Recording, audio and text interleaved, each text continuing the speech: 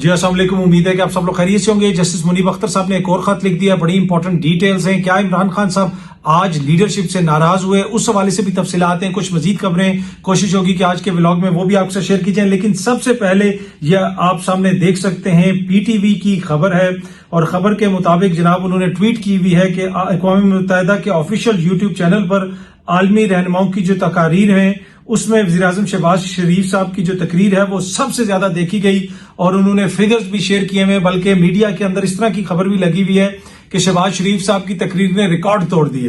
تو جناب یہ جو خبر ہے، خبر کے مطابق 1,37,000 لوگوں نے شہباز شریف صاحب کی جو سپیچ ہے وہ دیکھی ہے۔ لیکن ایشو یہ ہے کہ اسی جگہ پہ جب عمران خان صاحب نے سپیچ کی تھی تو لاکھوں لوگوں نے 24 گھنٹے کے اندر دیکھ لی تھی، اور اب تک جو ہے 72 لاکھ سے زیادہ لوگ عمران خان صاحب کی سپیچ دیکھ چکے ہیں۔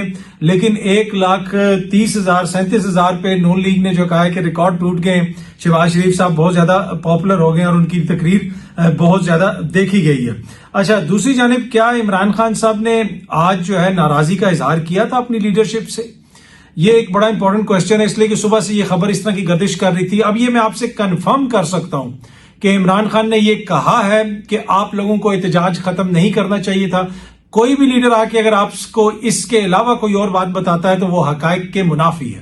یہ میں دوبارہ کنفرم کر رہا ہوں کہ عمران خان نے ناراضی کا اظہار کیا ہے۔ انہوں نے کہا ہے کہ کیوں آپ لوگوں نے احتجاج ختم کیا، آپ کو وہاں پہ جانا چاہیے تھا۔ بلکہ انہوں نے ایک لیڈر کو کہا کہ جناب گاڑی کے اوپر چڑھ کے کس نے کہا، کس نے اناؤنس کیا کہ احتجاج ختم ہو گیا ہے، سب واپس جائیں۔ اب عمران خان صاحب نے کہا ہے کہ آپ نے جمعے کے روز بھی دوبارہ احتجاج کرنا اور ڈی چوک تک ہر حالت میں پہنچنا، اور علی امین نے بھی وہاں پہ پہنچنا ہے۔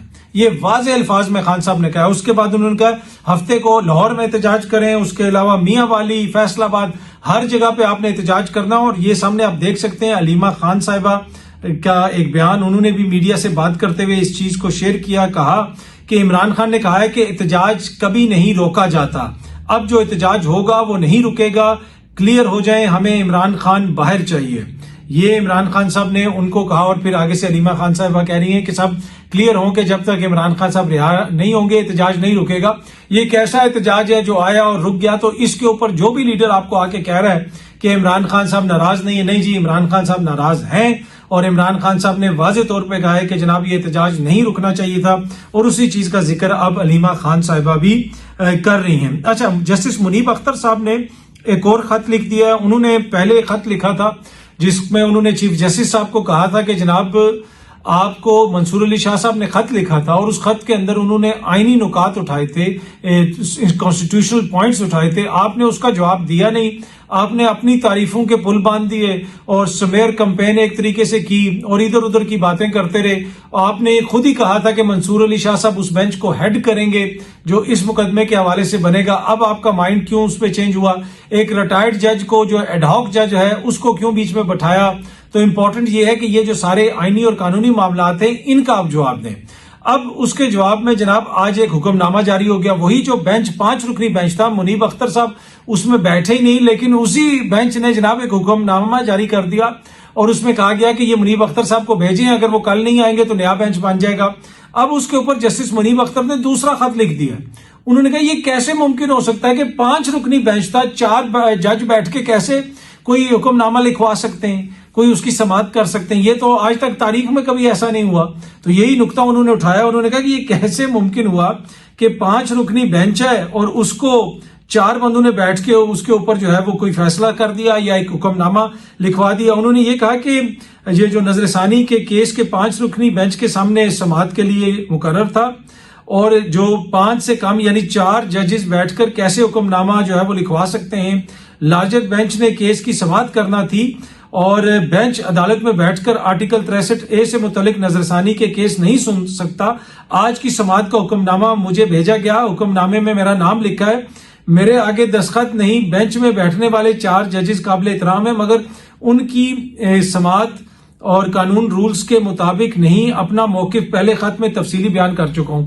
انہوں نے کہا کہ یہ جج صاحبان قابل احترام ہیں، لیکن یہ کس رول قاعدے قانون کے تحت جناب 5 ممبر بینچ تھا، 4 ممبرز نے بیٹھ کے حکم نامہ بھی لکھوا دیا اور سماعت بھی کر لی، ایسے تو سماعت نہیں ہو سکتی۔ تو دوسرا خط جسٹس منیب اختر صاحب نے لکھ دیا ہے۔ ڈاکٹر ذاکر نائک صاحب جناب پاکستان پہنچ گئے ہیں. انہوں نے ٹویٹ کر کے بھی بتایا, یہ سامنے آپ ان کی ٹویٹ دیکھ بھی سکتے ہیں. انہوں نے بتایا کہ وہ پہنچ گئے ہیں پاکستان, اور جو پاکستان کے وزیر خارجہ یا نائب وزیر اعظم ہیں ان سے بھی ان کی ملاقات ہوئی, اور اپنے دورے کے دوران دیگر امپورٹنٹ جو حکومتی شخصیات ہیں ان سے ان کی ملاقات ہوگی. یہ ایک طرح سے سرکاری دورہ ہے. ڈاکٹر ذاکر نائک صاحب حکومت پاکستان کی دعوت پہ آئے ہیں, اور اسحاق ڈار صاحب سے اس لیے وہ ملاقات کر رہے ہیں. اس سے پہلے ان کو ویلکم بھی حکومتی شخصیات نے کیا, اور آنے والے دنوں میں دیگر جو ہائی پروفائل حکومتی شخصیات ہیں, حکومتی عہدیدار ہیں, ان سے بھی ان کی ملاقاتیں ہوں گی, اور مختلف شہروں میں وہ دورے بھی کریں گے, لیکچرز بھی دیں گے, اور مختلف جگہوں پہ وہ امامت بھی کریں گے. اس طرح کی خبریں آ رہی ہیں حکومتی سرکل سے کہ یہ تمام ان کا اسکیجول ہے. ڈاکٹر ذاکر نائک صاحب کا یہ ان کا آفیشیل ٹویٹر ہینڈل ہے, جس کے اوپر ڈاکٹر صاحب نے اپنی اور اسحاق ڈار صاحب کی یہ تصویر شیئر کی, اور انہوں نے بتایا کہ اسحاق ڈار صاحب جو نائب وزیر اعظم ہیں پاکستان کے, ان سے ان کی ملاقات ہوئی ہے.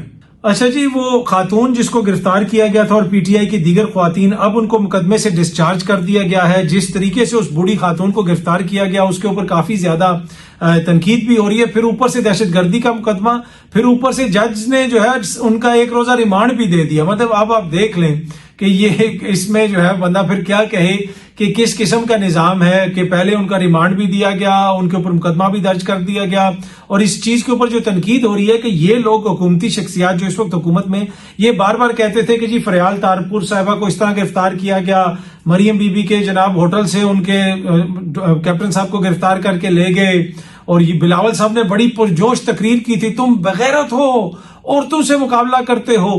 تو کیا یہ بوڑھی خاتون جو ہے اس کا حق نہیں ہے آئین پاکستان کے مطابق کہ یہ کوئی احتجاج کر سکے, کوئی پروٹیسٹ کر سکے؟ اس کو اس طرح پکڑ لیا گیا. اور اس کے علاوہ بھی گزشتہ 2 سالوں کے دوران جب بلاول صاحب کی حکومت کے دوران اور پی ڈی ایم کی حکومت کے دوران اور پی ڈی ایم 2 کی حکومت کے دوران جس طریقے سے معاملات چل رہے ہیں وہ آپ کے سامنے پر. اینی وے, اب ان خواتین کو جناب انسداد دہشت گردی کی عدالت نے راولپنڈی میں احتجاج کے الزام میں گرفتار بزرگ خاتون روشن بیگم سمیت پی ٹی آئی کی خواتین کو مقدمے سے ڈسچارج کر دیا ہے. اچھا, یہاں پہ ایک مقدمے سے تو ڈسچارج کیا گیا, دوسری جانب خبر یہ آ رہی ہے کہ پاکستان تحریک انصاف کی لیڈرشپ کے اوپر نئے بغاوت کے مقدمے قائم کیے جائیں گے. جو تقاریر کی گئی سنگجانی میں, آپ کو پتا ہے کہ علی امین صاحب نے بڑی سخت تقریر کی, اس کی حکومت کو بڑی تکلیف ہوئی. اس کے علاوہ خالد خورشید صاحب نے وہ جو تقریر کی وہ بڑی سخت تقریر تھی, اس کے اوپر بھی حکومتی شخصیات جو ہے کافی مضطرب دکھائی دے رہی تھیں. اور اب یہ خبر آ رہی ہے کہ جناب حکومت سوچ رہی ہے کہ ان لوگوں کے خلاف دہشت گردی کے مقدمات تو پہلے ہی قائم تھے, اب ان لوگوں کے خلاف جناب بغاوت ٹائپ کے مقدمات ہوں گے, ایسے مقدمات ہوں گے جس میں وارنٹ کے گرفتاری کی بھی ضرورت نہیں, پولیس ان کو ویسے ہی گرفتار کر سکتی ہے, اور اس کے ساتھ ساتھ ان کی ضمانت بھی نہیں ہوگی ان مقدمات کے اندر. تو اس قسم کے مقدمات قائم کرنے کی بات ہو رہی ہے. اب دیکھتے ہیں کہ یہ مقدمات آگے کس طرف جاتے ہیں. پچھلے دنوں کہا جا رہا تھا کہ جی بس عمران خان صاحب کا اب وہ فائنل سٹیج آ گئی ہے, اور یہاں پہ وہ جنرل فیض بھی پکڑے گئے ہیں, ان کے مقدمے کا بھی فیصلہ ہو جائے گا, یہ ہو جائے گا, اور بالکل وہ نیٹ ورک پکڑا گیا ہے. اب اچانک اس کے اوپر خاموشی آ گئی ہے, اور اب جو سورسز ہیں وہ یہ کہتے ہیں کہ حکومت نے یہ ساری چیزیں اس وقت جوڑ کے رکھی ہوئی ہیں آئینی ترمیم کے ساتھ.